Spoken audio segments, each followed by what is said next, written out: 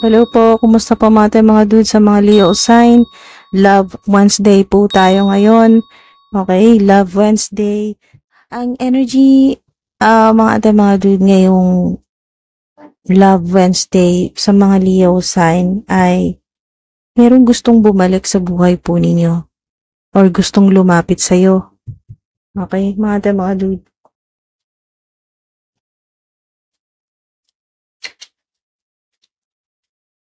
Pero ang tanong, kung babalik itong tao na to, handa ka ba or tatanggapin mo pa ba? Alright? Divine Team. Divine Team, pahingi po ng love update para po sa mga Leo next 24 hours. Next 24 hours. Lalo na po kung may gustong bumalik sa buhay nila. Your family won't like me. Your family won't like me. Baka kaya siya nag-aalanganing bumalik sa'yo.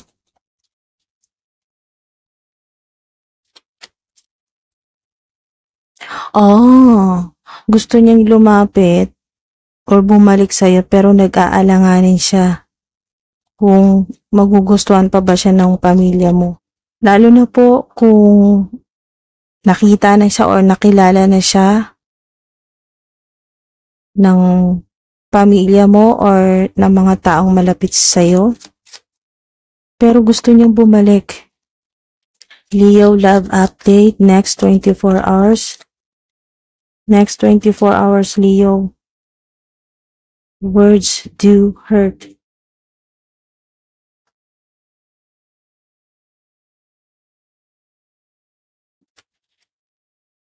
Maaring noon nagkasakitan talaga kayo sa salita. May mga masasakit na salita sa pagitan ninyong dalawa.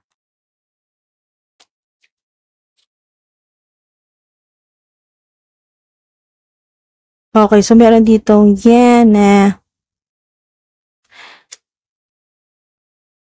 maaring ito yung energy mo, maaring wala ka na talagang interest na tanggapin pa siya. Next 24 hours. Pero syempre, depende pa rin yan sa'yo dahil ikaw naman ang magdidesisyon yan at the end of the day. I meant what I said. Okay.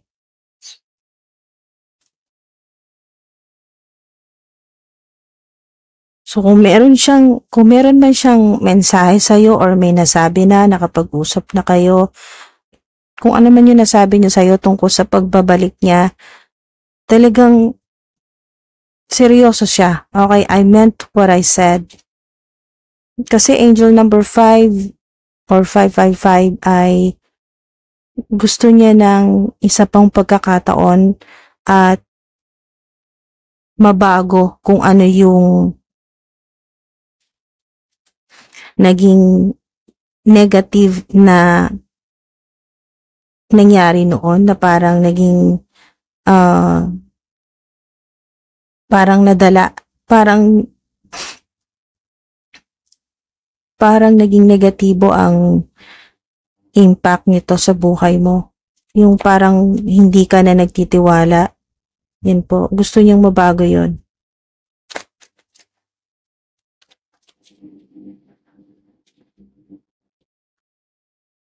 I worry about us a lot.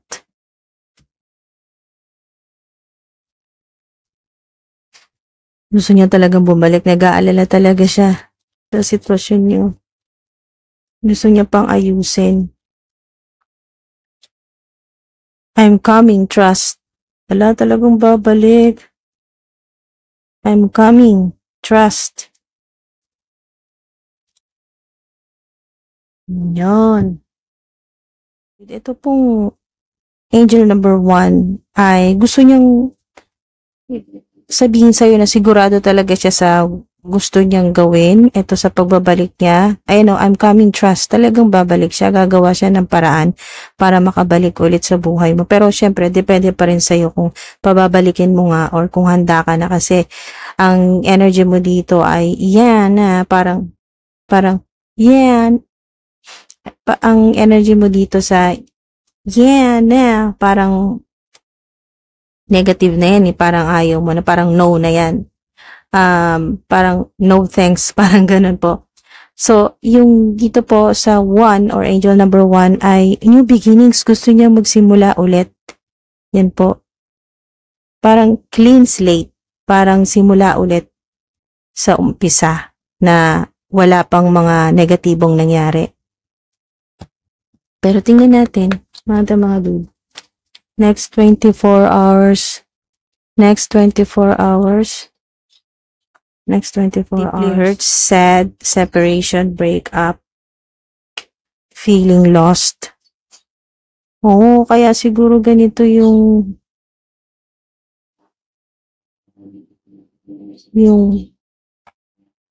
hindi mo pa siya tanggap kasi sobrang masakit. Kasi sobrang naging masakit yung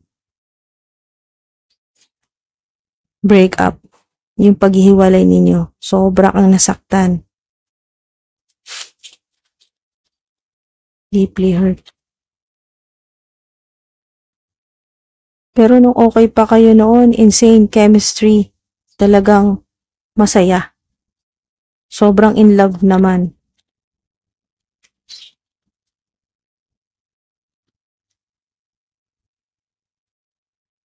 Alright, so, okay. So mga dude, depende pa rin sa magiging decision po ninyo, no? Pero kasi ang mensahe dito ay parang ayaw mo na dahil sobrang sakit or maaring hindi pa talaga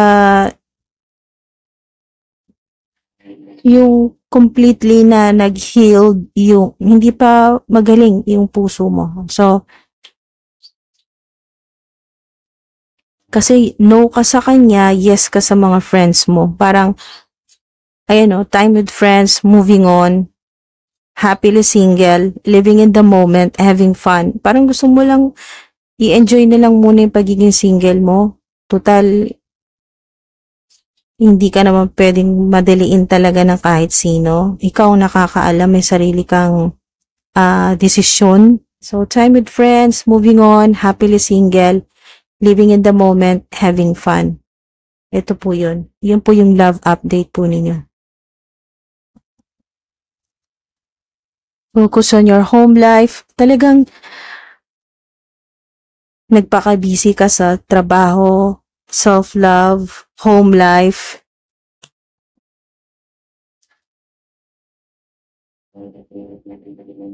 Okay, so make a list of why. Parang ikaw ito na hanggat kaya mo, kahit kung kaya mong gumawa ng infinite na listahan ng mga bakit kailangan pang balikan. Eh, sobrang sakit nga ng nangyari. Kung meron mang nasaktan, pakiramdam mo ikaw talaga yung mas naapektuhan, mas nasaktan, mas nahirapan nung lalo na nung breakup. So, deeply hurt. So, para sa'yo, kulang ang isang libro, ang isang notebook, parang walang katapusan. Kaya mong magsulat ng maraming why kung bakit kailangan pang balikan yun. Okay. Bakit? Make a list of why. Bakit ayaw mo na siyang tanggapin sa buhay mo? You'll be happy you did. Hala, ang galing. Yun po, next 24 hours, kung may bumalik man sa inyo, sa buhay po ninyo, at nakiusap or magmakaawa or humingi ng sorry at gusto ng panibagong simula, yan po, new beginnings. Yan po mga dude.